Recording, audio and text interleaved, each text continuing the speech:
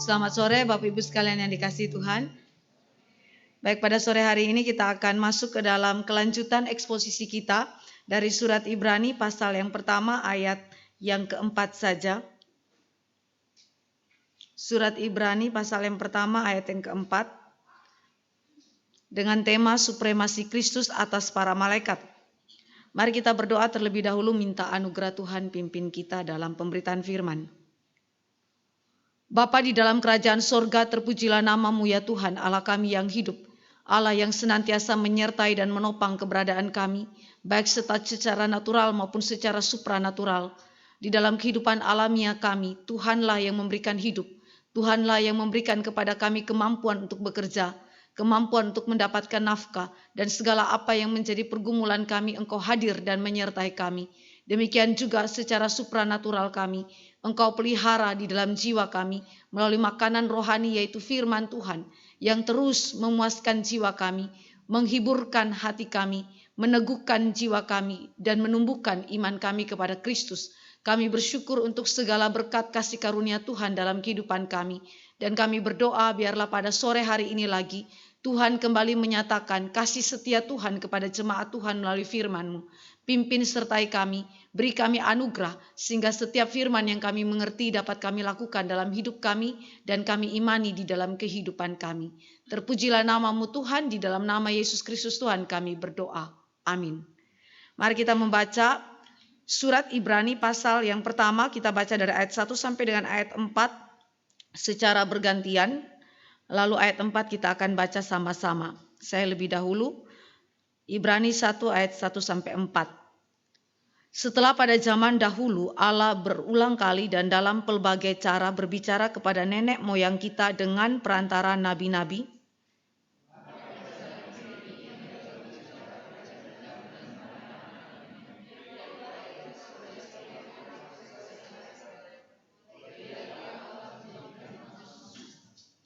Ia adalah cahaya kemuliaan Allah dan gambar wujud Allah dan menopang segala yang ada dengan firman-Nya yang penuh kekuasaan. Dan setelah ia selesai mengadakan penyucian dosa, ia duduk di sebelah kanan yang maha besar di tempat yang tinggi bersama-sama, jauh lebih tinggi daripada malaikat-malaikat, sama seperti nama yang dikaruniakan kepadanya, jauh lebih indah daripada nama mereka. Demikian pembacaan firman Tuhan. Bapak Ibu yang dikasihi oleh Tuhan Yesus Kristus, pada waktu yang lalu Pak Tama sudah membahas introduction tentang Ibrani dan membahas juga mengenai Allah yang berbicara kepada kita manusia melalui pelbagai cara, baik itu di dalam perjanjian lama maupun di dalam perjanjian baru.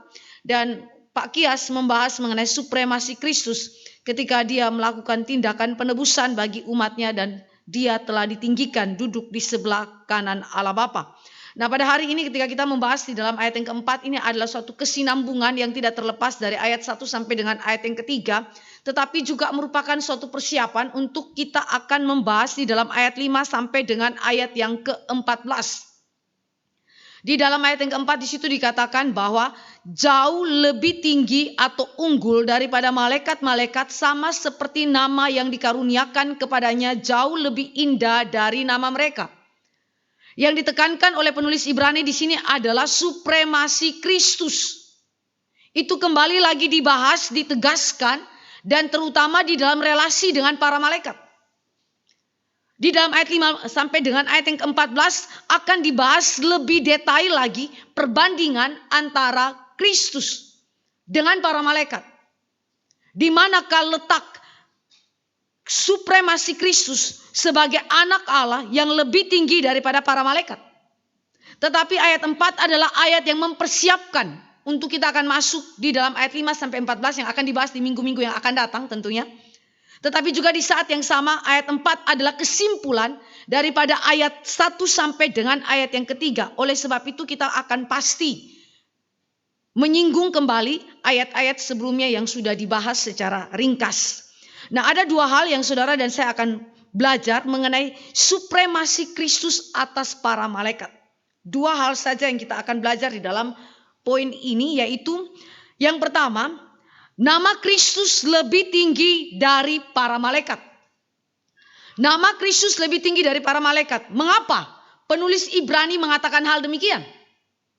Apa argumentasinya? Kemudian yang kedua adalah signifikansi daripada nama Kristus, yaitu anak Allah. Apa signifikansinya? Apa pentingnya? Nah, maka hari ini saudara dan saya akan lihat 2 poin ini saja di dalam ayat yang keempat. Mari kita mulai dengan yang pertama. Penulis Ibrani mengatakan bahwa jauh lebih tinggi atau lebih unggul daripada malaikat-malaikat, sama seperti nama yang dikaruniakan atau diwariskan, ya, dikaruniakan atau dalam bahasa Yunani-nya diwariskan kepadanya jauh lebih indah dari nama mereka. Mengapa penulis Ibrani menekankan nama Kristus lebih tinggi daripada para malaikat? Richard Phillips, seorang teolog reform, dia memberikan 2 argumentasi. Paling tidak ada 2 konteks yang melatar belakangi mengapa penulis Ibrani menulis hal ini. Yang pertama adalah berkaitan dengan masa yang lalu, yaitu para penerima daripada surat Ibrani. Tetapi juga yang kedua berkaitan dengan konteks masa kini. Tentu masa kini itu bukan berkaitan langsung dengan penulis Ibrani, ya, dan juga dengan para pembaca Ibrani mula-mula. Tetapi itu berkaitan dengan kita pada masa kini. Nah, mari kita lihat apa yang menjadi latar belakang daripada konteks masa lalu yang juga berkaitan dengan konteks masa kini. Di dalam zaman itu Bapak Ibu, pada masa penulisan daripada surat Ibrani, ada orang-orang Yahudi. Tentu tidak semua orang Yahudi, tetapi ada orang-orang Yahudi yang memiliki spiritualitas yang cenderung meninggikan, bahkan terlalu meninggikan para malaikat. Kenapa saudara? Kenapa mereka begitu meninggikan para malaikat? Karena orang-orang Yahudi saudara mengingat kepada peristiwa-peristiwa perjanjian lama. Ada peranan daripada para malaikat yang begitu penting, begitu signifikan di dalam agama Yahudi. Contoh, kalau kita memperhatikan di dalam Kisah Rasul 7 ayat yang ke-53, di situ dikatakan bahwa hukum Taurat diberikan kepada Israel melalui perantaraan para malaikat kepada Musa. Mari kita lihat di dalam Kisah Rasul 7 ayat yang ke-53.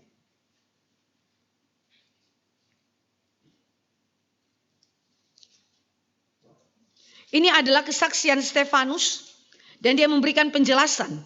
Kisah Rasul 7 ayat yang ke-53. Di situ dikatakan, kamu telah menerima hukum Taurat yang disampaikan oleh malaikat-malaikat, akan tetapi kamu tidak menurutinya. Musa terima daripada malaikat. Jadi para malaikat adalah perantara yang memberikan hukum Taurat kepada Musa, lalu kemudian Musa menyampaikan itu kepada orang Israel. Mari kita lihat lagi di dalam tulisan Rasul Paulus Galatia 3 ayat yang ke-19. Galatia pasal yang ketiga ayat yang ke-19. Di situ dikatakan, kalau demikian apakah maksudnya hukum Taurat? Ia ditambahkan oleh karena pelanggaran-pelanggaran sampai datang keturunan yang dimaksud oleh janji itu, dan ia, yaitu hukum Taurat itu, disampaikan dengan perantaraan malaikat-malaikat ke dalam tangan seorang pengantara, yaitu Musa. Jadi dengan demikian kesaksian kisah para rasul yang ditulis oleh Lukas maupun kesaksian daripada Rasul Paulus, di situ dinyatakan mengenai peranan daripada para malaikat. Peranan yang begitu signifikan terkait dengan pemberian hukum Taurat. Para malaikat menjadi perantaranya. Dan karena itu malaikat dipandang sebagai makhluk yang begitu tinggi, bahkan dianggap sebagai yang amat dekat, yang lebih dekat kepada Allah. Itu sebabnya mereka sangat-sangat meninggikan para malaikat.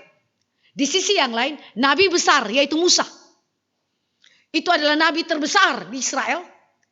Ketika dia dipanggil untuk menjadi pemimpin pembebasan bagi Israel untuk keluar dari Mesir menuju ke tanah Kanaan, Keluaran pasal 3 ayat 2, di situ dicatat bahwa Musa berjumpa dengan malaikat Tuhan yang memanggil dia dan mengutus dia. Mari kita lihat sebentar di dalam Keluaran 3 ayat yang kedua.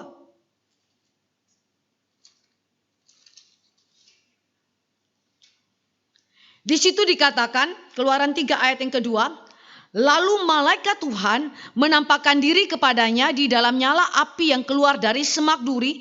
Lalu ia melihat dan tampaklah semak duri itu menyala tetapi tidak dimakan api. Ya, kalau kita lihat di sini ada penampakan diri daripada malaikat kepada Musa, dan malaikat Tuhan inilah yang kemudian menyampaikan firman kepada Musa tentang pengutusan daripada Musa. Maka di dalam dua kasus ini saja adalah contoh-contoh yang menunjukkan bahwa sebagian atau ada orang-orang Yahudi yang percaya bahwa malaikat itu adalah makhluk sorgawi, roh-roh yang perlu mendapatkan penghormatan, yang dianggap begitu tinggi, yang bahkan dianggap lebih dekat kepada Allah. Maka ada juga jemaat yang dimana mereka menjadikan malaikat itu sebagai sumber untuk memberikan berkat pertolongan bagi mereka. Mungkin Bapak Ibu pernah ketemu orang yang berdoa kepada para malaikat untuk minta pertolongan, ya. Minta supaya dilindungi, ya. Minta bantuan, minta pertolongan dari Allah melalui para malaikat. Apakah ini pernah terjadi juga di dalam zaman Perjanjian Lama? Ya, pernah terjadi. Contoh Bapak Ibu, ketika orang-orang Israel di Samaria mau diserang sama musuh, lalu apa yang terjadi? Allah membutakan mata mereka, kan ya? Dan ternyata ketika Elisa berdoa supaya bujangnya itu dibuka matanya untuk dilihat, ternyata para malaikat Tuhan itu berjaga berkeliling, mengelilingi kota Samaria, menjagai umat Tuhan, supaya umat Tuhan tidak diserang oleh musuh. Contoh yang lain, Yakub, ketika dia berjalan untuk berhadapan dengan Esau, dia begitu amat takut, dan kemudian Allah mengirim bala tentara daripada malaikat Tuhan untuk menyertai perjalanan daripada Yakub, yang disebut sebagai Mahanaim. Itu bukan cuma 1-2 orang malaikat, saudara, itu bala tentara.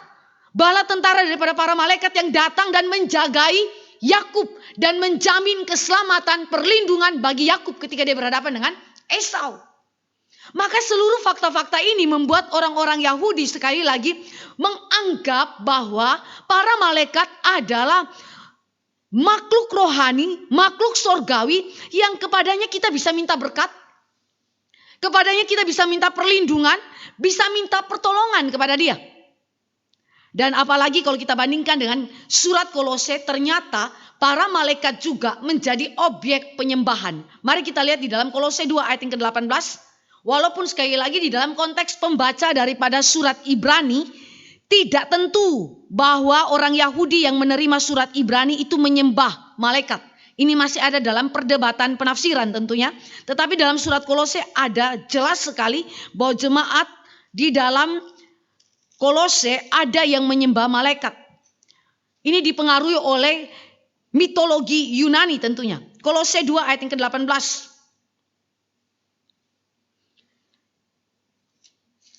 Kita baca Kolose 2 ayat yang ke-18. Janganlah kamu biarkan kemenanganmu digagalkan oleh orang yang pura-pura merendahkan diri dan beribadah kepada malaikat, serta berkanjang pada penglihatan-penglihatan dan tanpa alasan membesar-besarkan diri oleh pikirannya yang duniawi. Di situ dikatakan beribadah kepada malaikat. Malaikat sudah dijadikan sebagai objek penyembahan, bukan saja sebagai mediator antara manusia dengan Allah supaya kita diberkati, dilindungi, diberikan pertolongan, tetapi juga menjadi objek penyembahan, objek penghormatan. Dan ditambah lagi, di dalam Alkitab tidak banyak dijelaskan detail tentang siapa itu malaikat, bagaimana penciptaannya. Saudara tidak tahu kapan malaikat diciptakan, bukan? Alkitab memang sengaja mendiamkan detail-detail tertentu tentang malaikat, walaupun ada bagian-bagian tertentu dari malaikat yang dibicarakan. Misalnya kerubim, serafim, Gabriel, yang menyatakan dirinya bukan saja kepada Maria tetapi juga pada zaman Daniel sudah ada malaikat Gabriel. Ada malaikat-malaikat tertentu yang dibicarakan, tetapi tidak begitu detail pengetahuan kita tentang malaikat, karena memang Alkitab secara sengaja tidak membukakan dengan detail tentang malaikat itu. Mengapa, saudara? Karena tidak penting. Saudara tidak penting untuk mengetahui begitu detailnya tentang malaikat. Kalau saudara tidak tahu detail tentang malaikat, maka jangan buat spekulasi. Persoalannya adalah orang-orang Yahudi yang menerima surat Ibrani ini, mereka berspekulasi. Spekulasi itu mulai berkembang dengan, misalnya di dalam tradisi Yahudi, ada yang memberikan nama-nama tertentu kepada malaikat-malaikat itu. Ada yang memberikan tingkatan-tingkatan kepada malaikat itu berdasarkan kuasa malaikat itu. Bahkan melampaui apa yang dikatakan oleh Alkitab. Contoh ya, kita kadang-kadang menggambarkan malaikat itu ada yang kayak anak kecil, terus punya sayap. Saudara pernah lihat gambaran itu ya?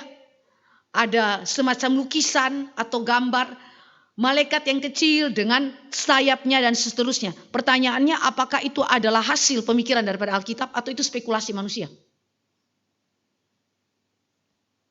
Apakah Alkitab pernah berkata demikian? Apakah Alkitab pernah menjelaskan tentang malaikat cilik yang sedemikian? Tidak, saudara. Alkitab mendiamkannya.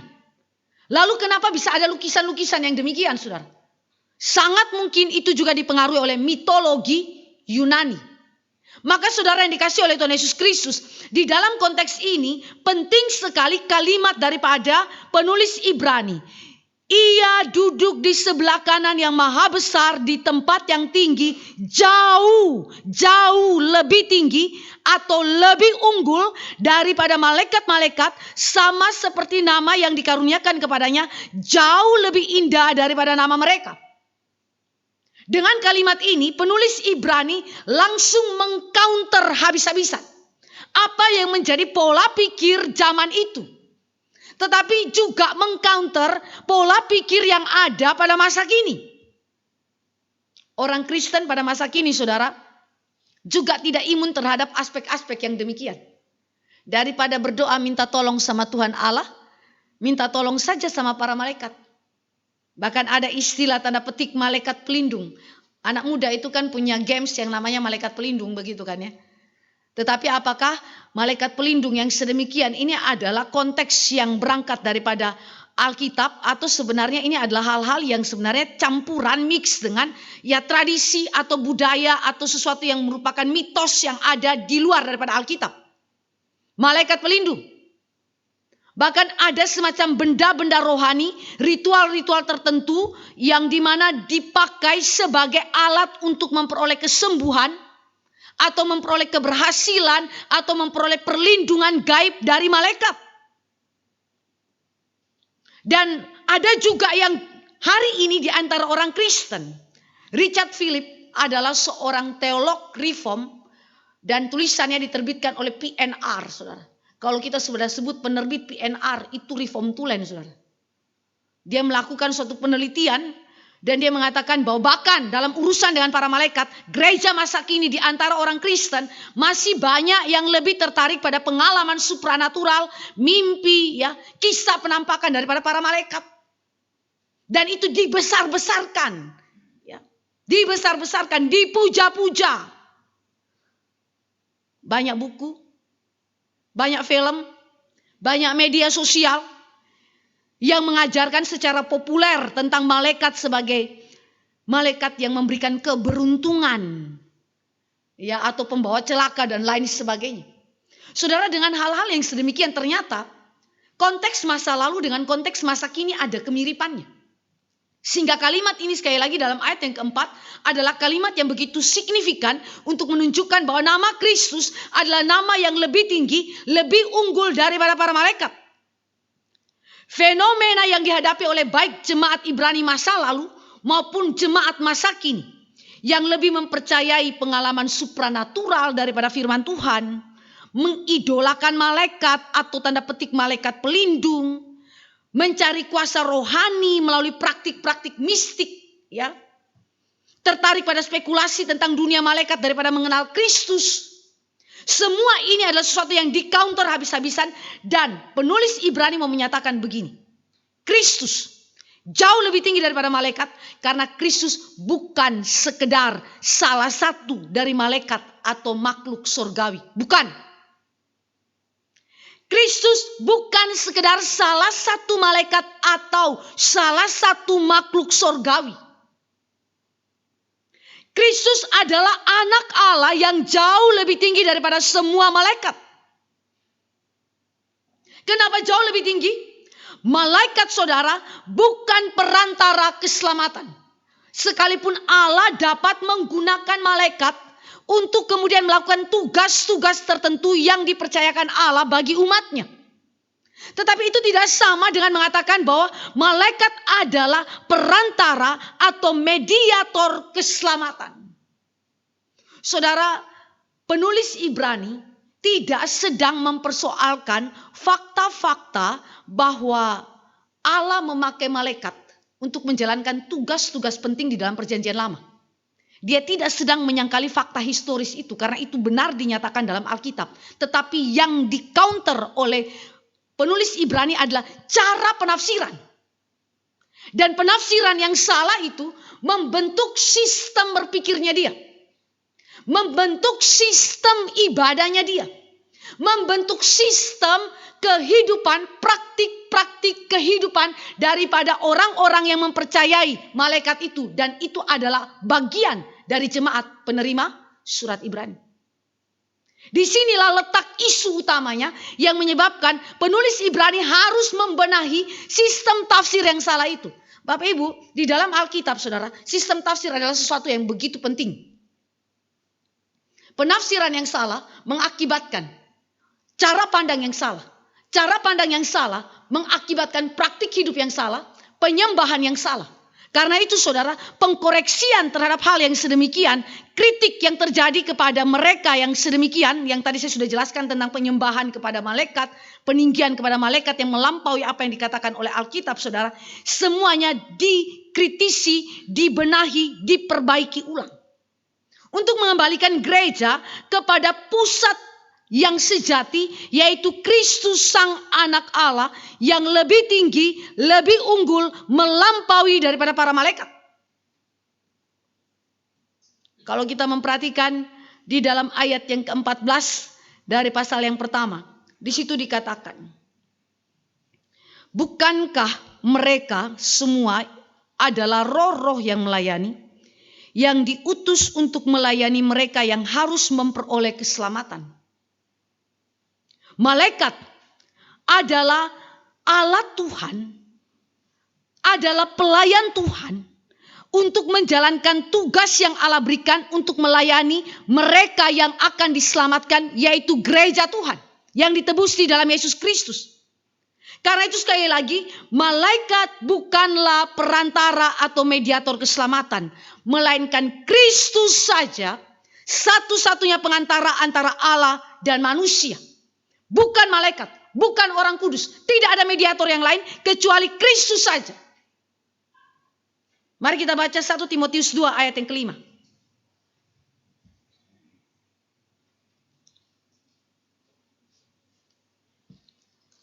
Surat 1 Timotius 2 ayat yang kelima. Kalimat yang begitu tegas daripada Rasul Paulus.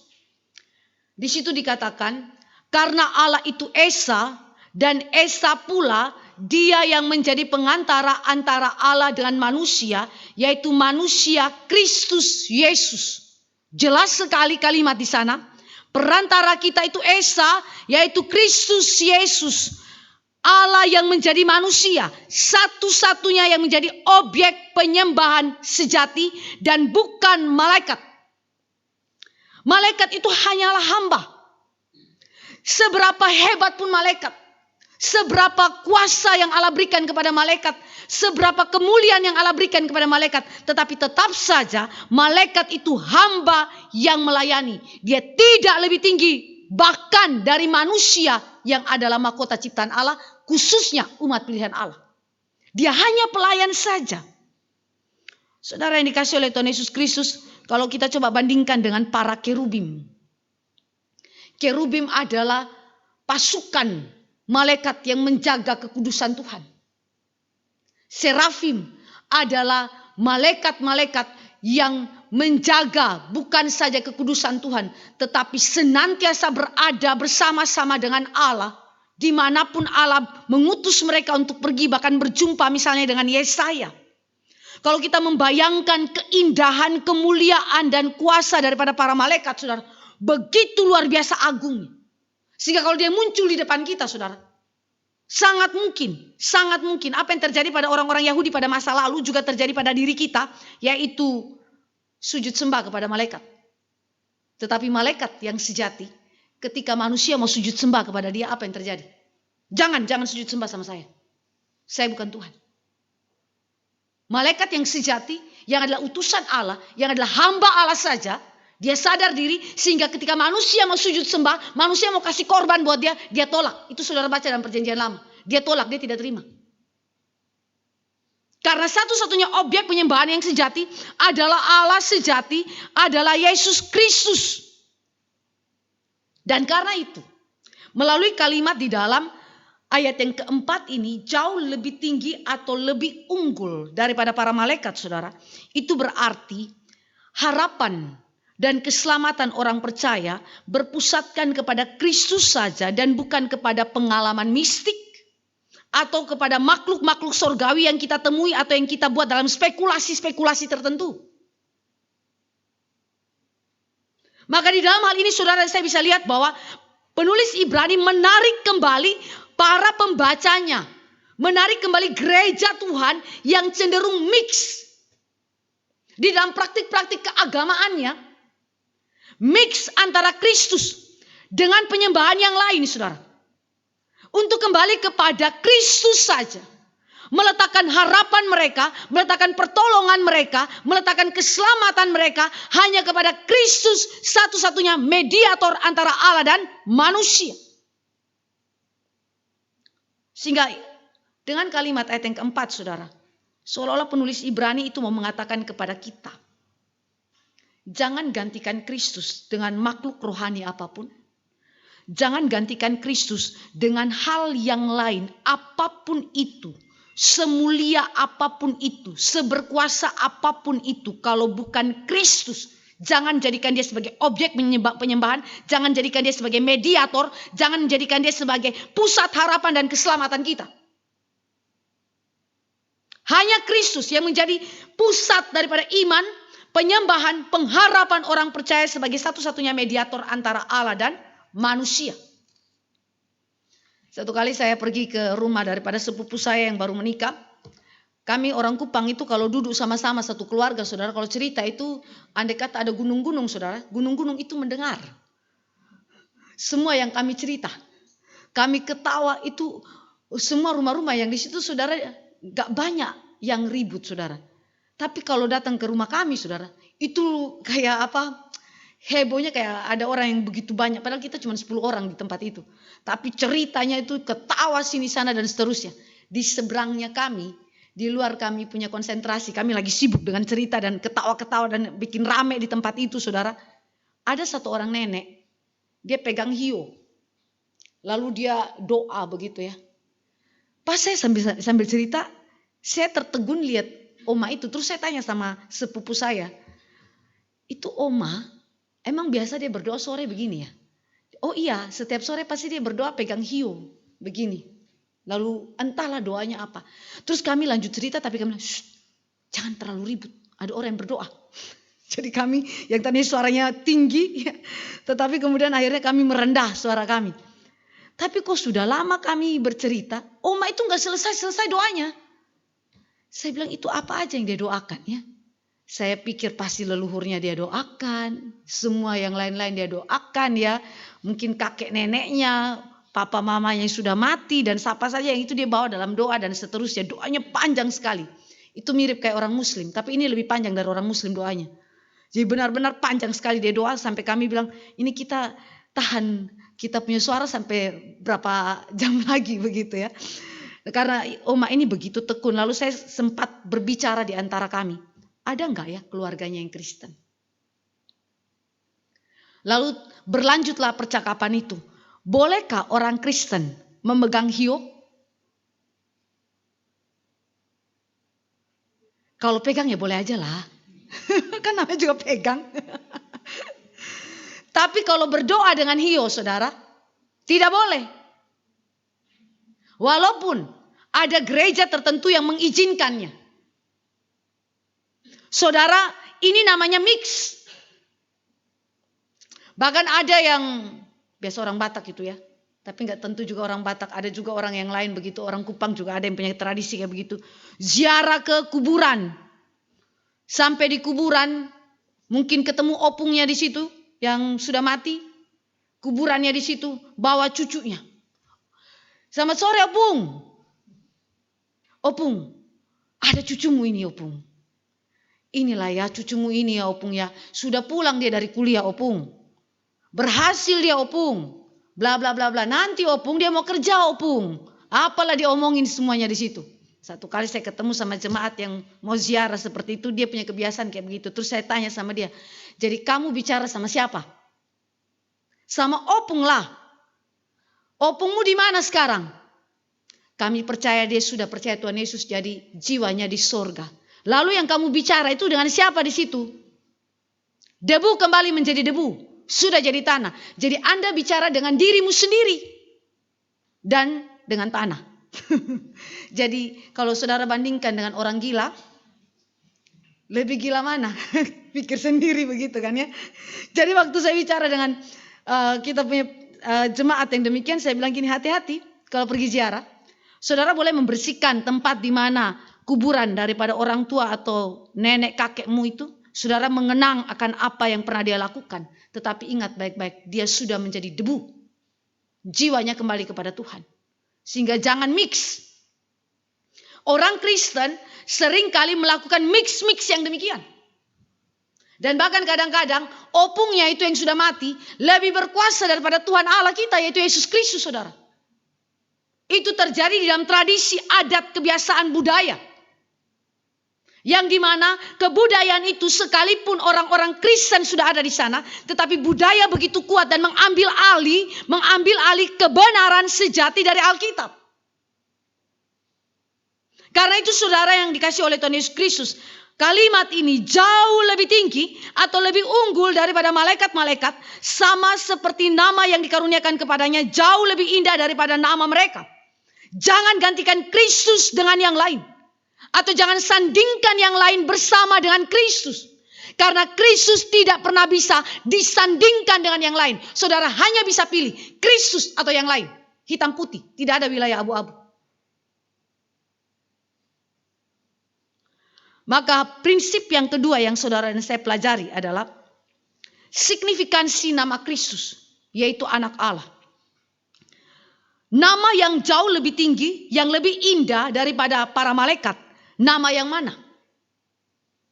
Yesus punya nama diri ada berapa banyak, saudara? Tes sedikit ya. Nama dirinya Tuhan Yesus ada berapa banyak?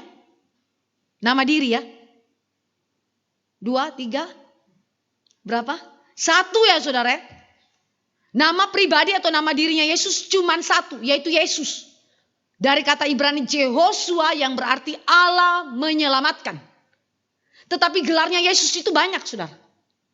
Gelarnya Yesus itu anak Allah, anak manusia, Tuhan. Dari kata Yunani kurios, terjemahan daripada Adonai, pengganti daripada nama Yahweh. Lalu apalagi Kristus. Kristus itu bukan nama diri tapi gelar. Bahkan ada tambahan yang lain. Akulah roti hidup dan seterusnya. Tetapi 4 ini saudara yang adalah gelar. Anak Allah, anak manusia, Tuhan yaitu kurios itu. Dan kemudian yang keempat adalah Kristus. Adalah gelar. Tetapi di sini saudara, nama Kristus saudara secara spesifik itu dikatakan anak Allah. Anak Allah. Makanya saudara lihat di dalam ayat yang kelima. Dari pasal yang pertama, di situ dikatakan, karena kepada siapakah di antara malaikat-malaikat itu pernah ia katakan, anakku engkau telah kuperanakan pada hari ini.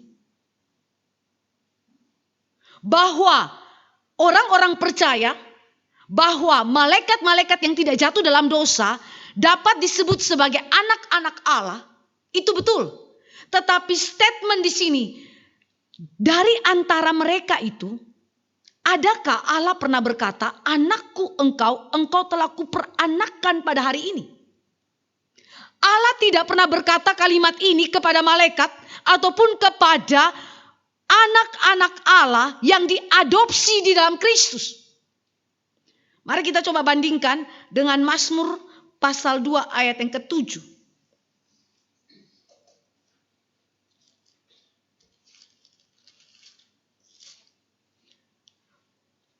Mazmur 2 ayat yang ke-7.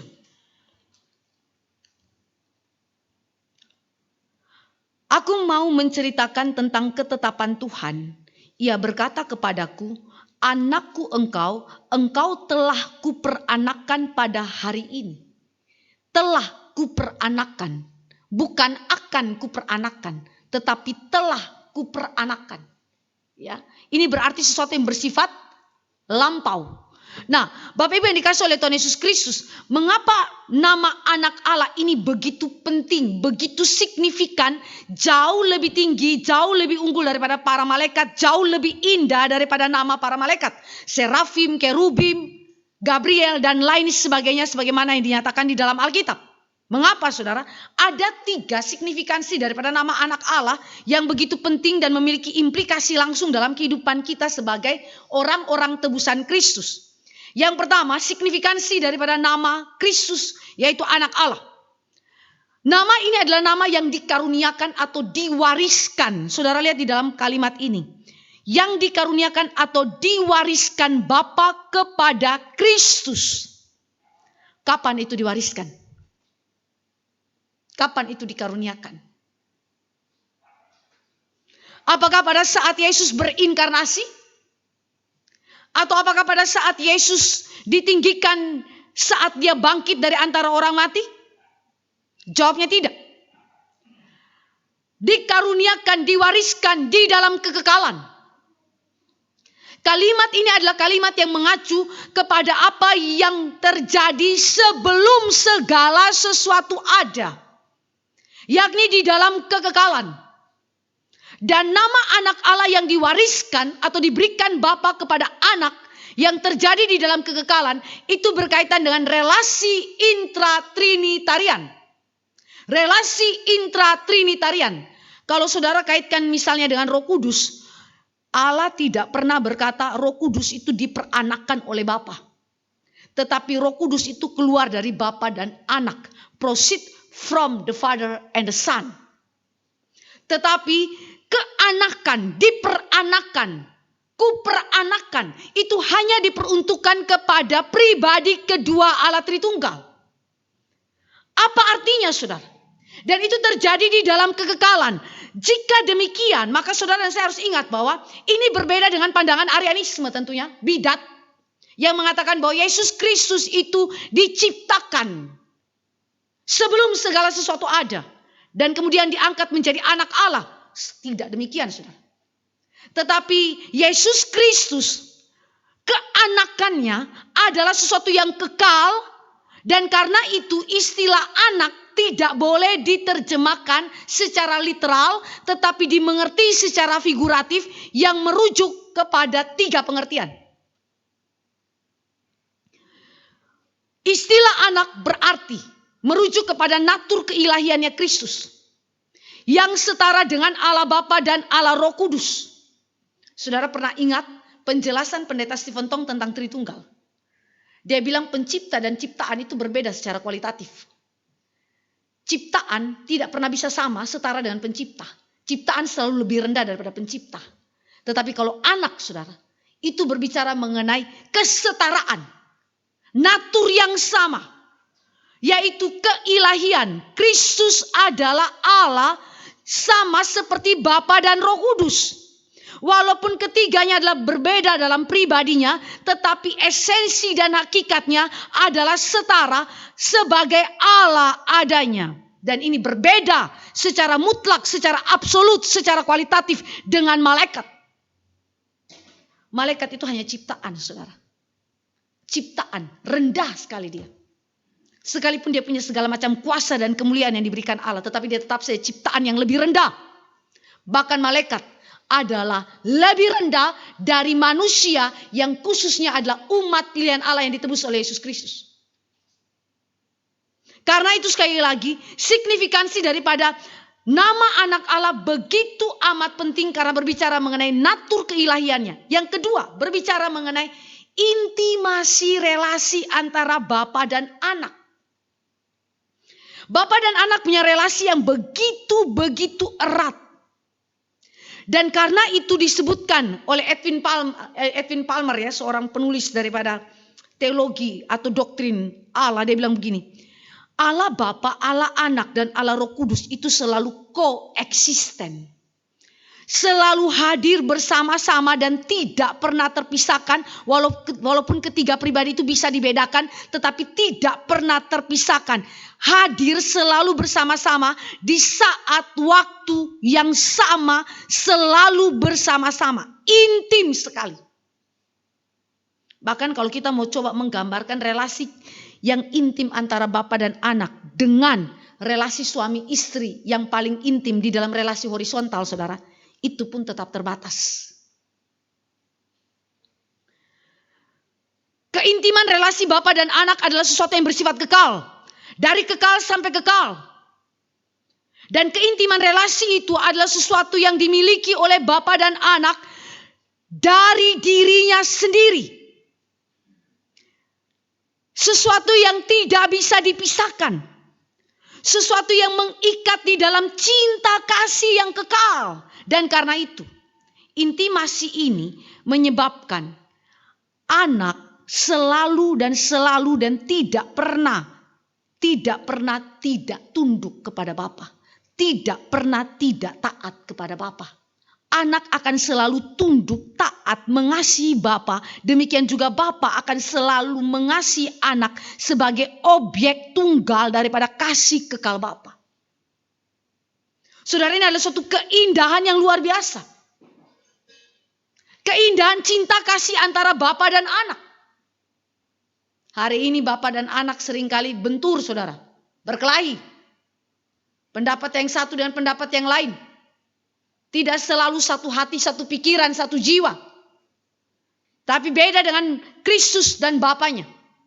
Dia adalah anak yang selalu satu pikiran, satu kehendak, satu perasaan dengan Bapa.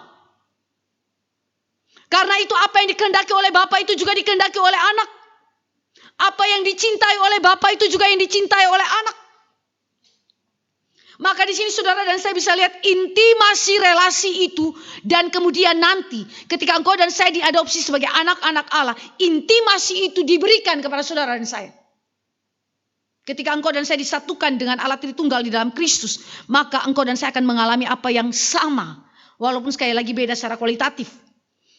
Kita akan mengalami apa yang disebut dengan intimasi dengan Bapa, akan mengalami apa yang disebut dengan cinta kasih Bapa kepada kita dan kita kepada Bapa, sama seperti anak Allah mencintai Bapa, dan itu dinyatakan di dalam ketundukan mutlak, ketundukan, ketaatan mutlak kepada kehendak Bapa. Suatu yang sangat-sangat indah. Bahkan para malaikat tidak semuanya tunduk kepada Bapa di sorga, bukan? Itu sebabnya terjadi kejatuhan pertama di sorga, bukan di bumi. Berbeda sekali secara kualitatif dengan anak. Dan karena anak ini adalah nama yang diwariskan oleh Bapa kepada Kristus, maka itu berarti semua warisan sorgawi adalah diberikan kepada Kristus anak tunggal Bapa. Hak absolut itu dimiliki oleh anak sebagai pemilik, pewaris daripada seluruh berkat sorgawi. Mari kita lihat di dalam ayat yang kedua. Di situ dikatakan,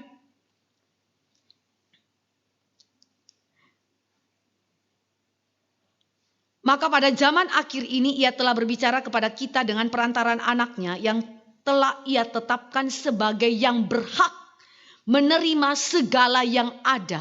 Berhak menerima segala yang ada berarti dia adalah pewarisah daripada seluruh berkat rohani di sorga. Mari kita juga lihat di dalam Efesus 1 ayat yang ketiga.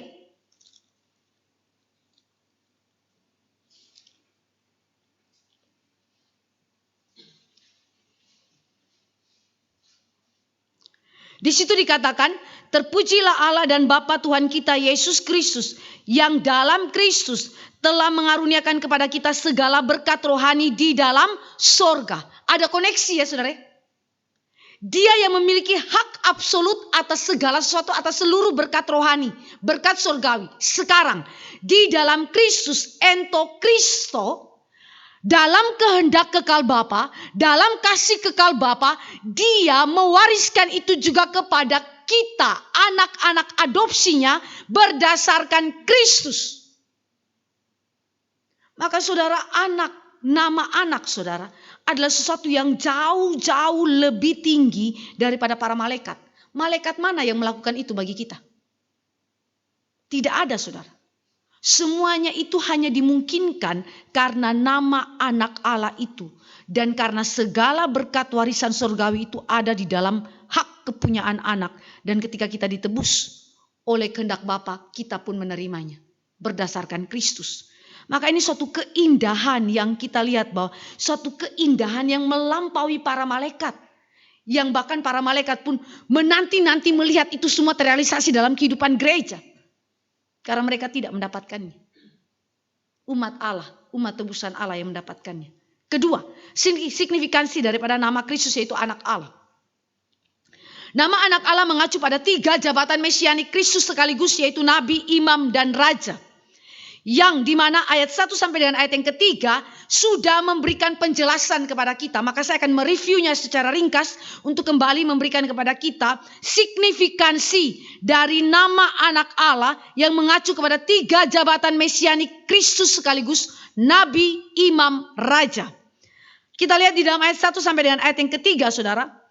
Penulis Ibrani telah menunjukkan penyataan diri Allah atau special revelation of God kepada manusia, khususnya umat Allah, melalui berbagai cara. Dia berbicara khususnya kepada umatnya dalam perjanjian lama melalui para nabi. Dan berpuncak pada perjanjian baru di dalam diri anaknya Yesus Kristus, anak tunggal Allah yang berinkarnasi ke dalam dunia. Kalau saudara ingat apa yang dikatakan oleh Pak Kias, Kristus adalah penyataan diri Allah yang final, yang ultimat, yang menggenapi, sekaligus merupakan inti daripada seluruh berita perjanjian lama. Sebab itu dalam ayat yang ketiga A dikatakan, dia adalah cahaya kemuliaan Allah dan gambar wujud Allah dan menopang segala sesuatu yang ada dengan firman-Nya yang penuh kekuasaan. Saudara, saya memperhatikan di situ bahwa Yesus Kristus, dia adalah nabi yang agung. Nabi yang agung. Yang melampaui nabi-nabi perjanjian lama. Karena dia adalah penyataan diri Allah yang final, yang ultimat, yang menggenapi sekaligus menjadi inti berita perjanjian lama. Dia nabi yang agung.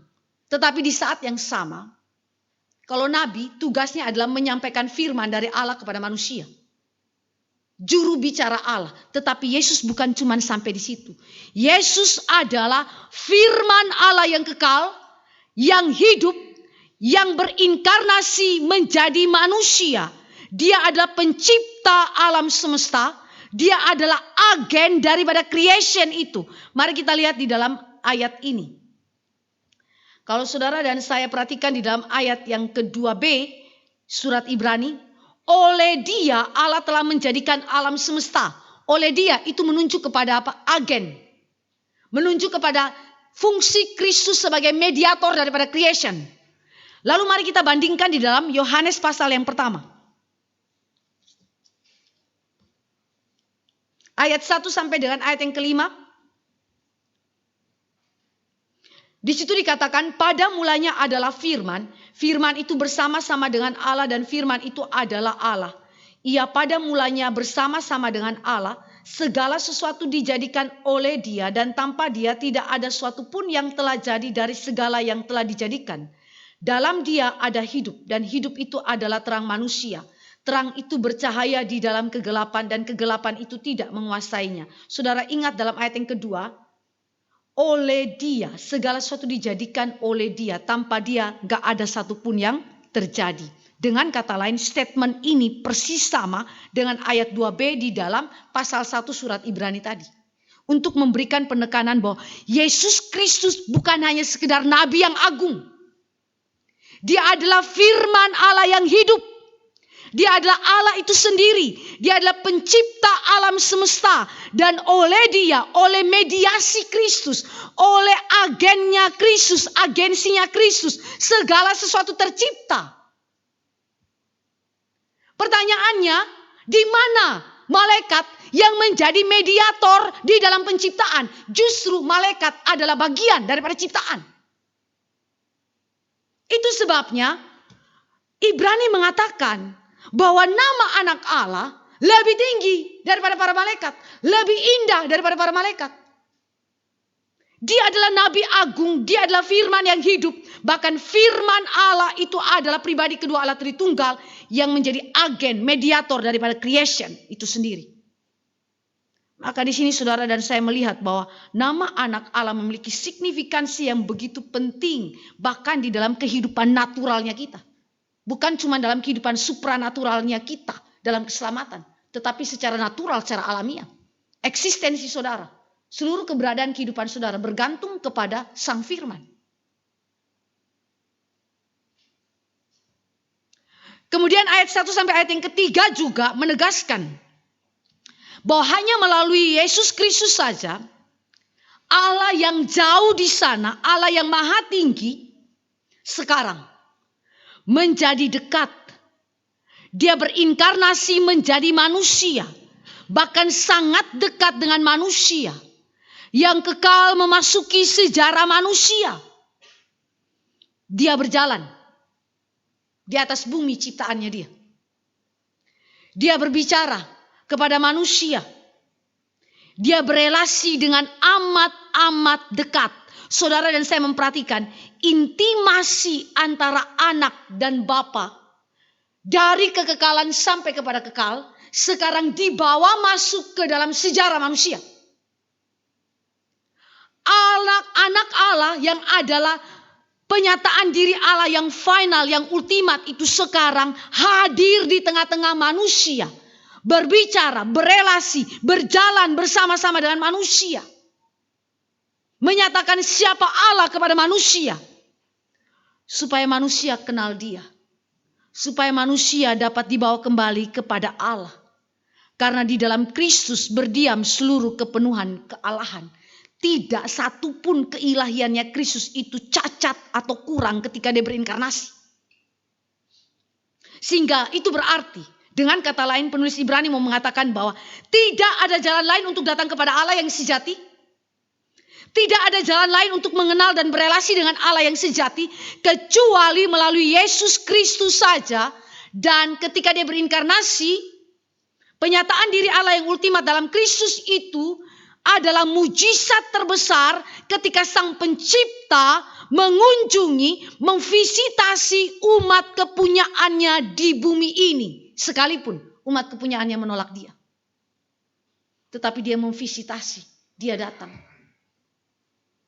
Siapa kita saudara?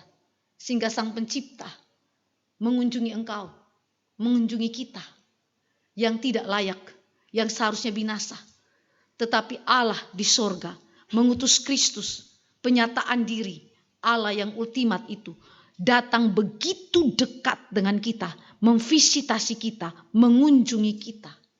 Suatu keindahan yang menyatakan relasi yang amat dekat, amat indah, amat intim antara anak Allah dengan umat kepunyaannya ketika dia berinkarnasi ke dalam dunia. Sehingga sekali lagi signifikansi daripada nama anak Allah begitu penting. Begitu penting bagi engkau dan saya. Tanpa itu kita gak akan sampai kepada pengenalan Allah yang sejati. Contoh saudara, Kornelius. Kornelius saudara, dikatakan bahwa dia adalah penyembah Allah. Dia berdoa kepada Allah Yahweh. Dia mengikuti agama orang Yahudi. Tetapi ada satu hal yang dia belum mengerti dan belum ketahui. Yaitu apa? Janji Mesias perjanjian lama sudah tergenapi. Dia tidak tahu itu. Dan saudara bisa bayangkan kalau dia terus menerus ada di dalam penantian. Apa yang akan terjadi saudara?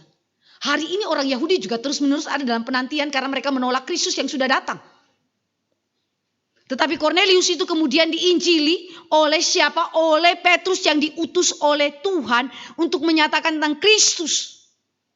Maka disitulah pengenalan sejati, iman yang sejati lahir.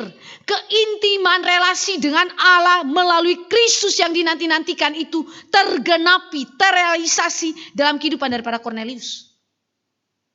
Bukankah ini keindahan yang tidak pernah diberikan oleh malaikat, tetapi hanya diberikan oleh anak Allah. Dan di dalam misinya di dunia, Kristus dikatakan bahwa dia telah menyelesaikan karya penebusannya dengan kalimat penyucian dosa satu kali untuk selamanya. Dan karena itu hanya dialah pewaris sah dari seluruh berkat rohani di sorga, seperti yang tadi saya sudah katakan.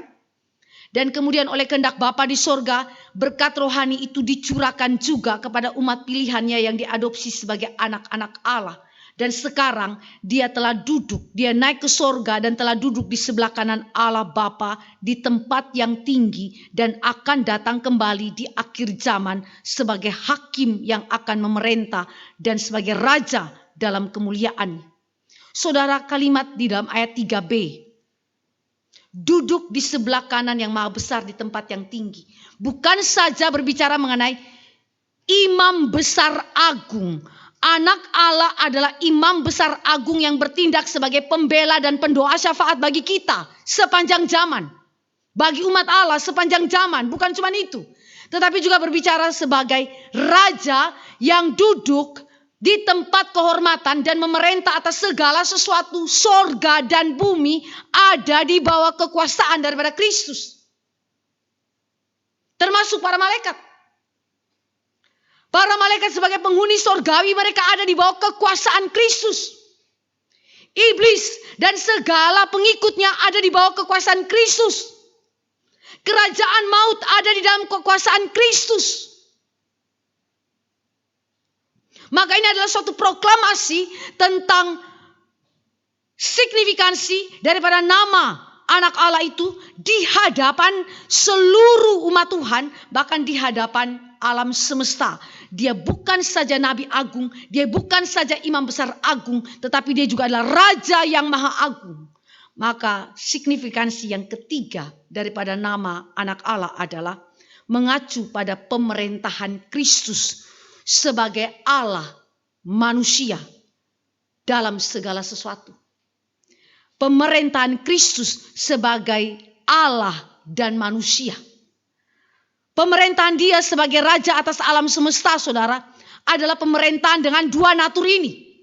Sebagai Allah dan sebagai manusia. Sedangkan malaikat hanya roh saja dan tidak memiliki natur manusia. Dan kalau saudara dan saya lihat hal ini, maka waktu lalu kalau saudara ingat, ketika Yesus itu memerintah, menduduki tahtanya, dia dinobatkan sebagai raja atas alam semesta. Kemuliaan itu dimiliki melalui jalan salib, via dolorosa. Dia tidak akan duduk di atas tahta kemuliaannya tanpa melewati penderitaan, kematian, penguburannya dia. Maka ini menjadi prinsip juga dalam kehidupan orang Kristen. Untuk memasuki kemuliaan kita akan melewati suatu penderitaan. Penderitaan bukan karena dosa, tetapi bagi kemuliaan Allah. Sehingga kita akan memasuki kemuliaan. Dan demikian juga kita lihat itu pada diri Kristus. Dia adalah raja yang menaklukkan segala sesuatu. Penderitaan, kematian, kubur. Dan dia bangkit. Dan dia menyatakan kekuasaannya. Di sini Bapak Ibu dan saya bisa melihat bahwa pemerintahan Kristus sebagai Allah dan manusia sejati adalah sesuatu yang sekali lagi didapatkannya melalui pengorbanan. Didapatkannya melalui kematiannya. Dan kebangkitannya dari antara orang mati. Dan karena itu saudara saya bisa lihat bahwa kenapa dia bisa mencapai itu semua. Karena dia dalam kemanusiaannya, dia adalah pribadi yang kudus adanya. Dia taat sempurna kepada Bapa di sorga. Ketundukan kepada Bapa di sorga bukan saja adalah suatu relasi secara kekal kepada kekekalan. Tetapi relasi itu dibawa di dalam konteks inkarnasi. Dia menunjukkan ketaatannya kepada Bapa di sorga. Dalam motivasi, dalam cara, dalam tujuan, dalam keseluruhan hidupnya. Sejak dari kandungan sampai dilahirkan, sampai mati saudara. Tidak pernah Yesus itu melawan Bapa di sorga. Dia taat, kudus, sempurna adanya. Dan karena itu, kesempurnaan Kristus, ketaatan sempurnanya kepada seluruh hukum Allah, menyebabkan dia mewarisi tahta kemuliaan itu sebagai raja yang memerintah atas seluruh alam semesta. Raja yang terdiri dari dua natur sekaligus, Allah dan manusia. Dan karena itu memungkinkan engkau dan saya yang percaya kepada Tuhan Yesus ketika akhir zaman tiba pun akan memerintah bersama-sama dengan Kristus. Karena apa? Karena dia sudah mewarisi tahta itu. Dia adalah raja yang duduk di tempat yang maha tinggi. Dan memungkinkan kita, orang-orang yang tidak layak yang ditebusnya, pada suatu waktu dalam kemuliaan di akhir zaman juga memerintah. Pertanyaannya, apakah malaikat memerintah? Apakah malaikat adalah bagian daripada penyelamatan? Apakah malaikat juga mengalami penebusan Kristus? Jawabnya tidak. Malaikat tidak mendapat bagian daripada karya keselamatan. Malaikat bukanlah yang diberikan hak untuk memerintah bersama-sama dengan Kristus. Tetapi justru karena kita memiliki anak Allah yang memerintah sebagai Allah dan manusia sejati. Maka dengan demikian memungkinkan engkau dan saya mengalami kemuliaan yang seharusnya tidak layak kita terima. Saudara lihat signifikansinya. Maka segala apa yang berkaitan dengan nama anak Allah adalah sesuatu yang begitu penting bagi iman Kristen. Dan tidak dapat digantikan oleh apapun. Makhluk sehebat apapun, sebaik apapun, seberkuasa apapun, semulia apapun, superhero seperti apapun tak dapat melakukan hal itu. Karena itu sekali lagi dikatakan jauh lebih tinggi daripada para malaikat. Nama yang dikaruniakan kepadanya jauh lebih indah daripada nama mereka. Karena sekali lagi 3 signifikansi daripada nama anak Allah adalah suatu nama yang begitu penting dan memiliki implikasi langsung bagi kehidupan orang Kristen. Tanpa itu engkau dan saya tidak pernah diselamatkan. Tanpa itu engkau dan saya tidak pernah mendapatkan pembenaran, pengudusan, pengadopsian, apalagi pemuliaan di akhir zaman. Impossible itu dilakukan. Kecuali anak Allah. Nama ini adalah nama yang begitu agung, begitu mulia, melampaui seluruh ciptaan, bahkan para malaikat. Maka kesimpulan kita ketika kita belajar ayat 1 sampai dengan ayat yang keempat, saudara. Di dalam ayat 1 sampai ayat yang keempat kita menemukan adanya kesatuan wahyu Allah. Wahyu Allah adalah satu. Yang disampaikan dalam 2 tahap. Perjanjian lama berbicara mengenai janji dan nubuatan melalui para nabi tentang Kristus. Dan perjanjian baru berbicara mengenai penggenapan wahyu Allah di dalam dan melalui Kristus. Dan Kristus adalah penyataan Allah yang sempurna dan final.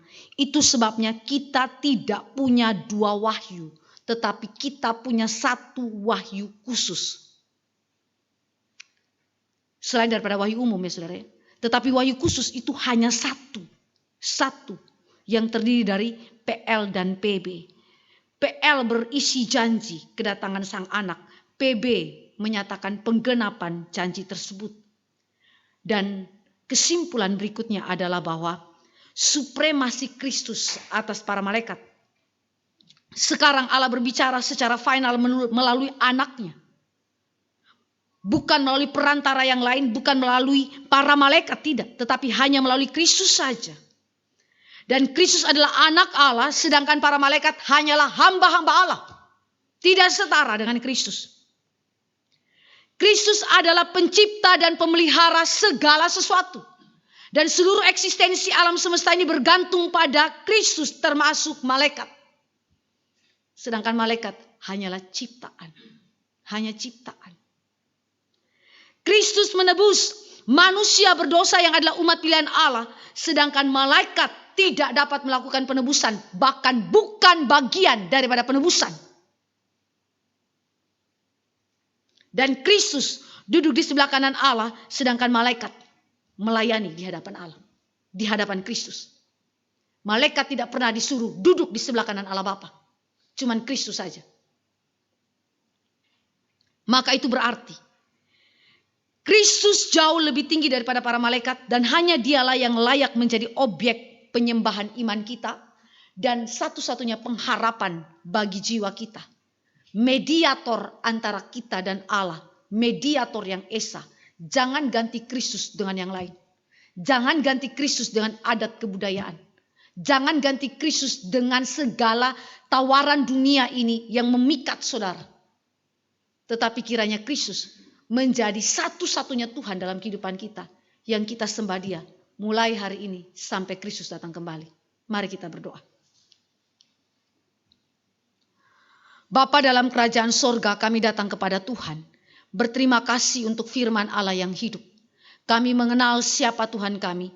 Kami mengenal Kristus yang adalah anak Allah, yang begitu agung di dalam karya-Mu bagi kami yang tidak layak menerimanya. Tuhan, ampuni kami jika kami kurang menghormati akan Kristus yang adalah anak tunggal Bapa. Ampuni kami jika kami seringkali menjadikan pengertian ini sebagai hal yang ringan saja, yang remeh saja dalam kehidupan kami.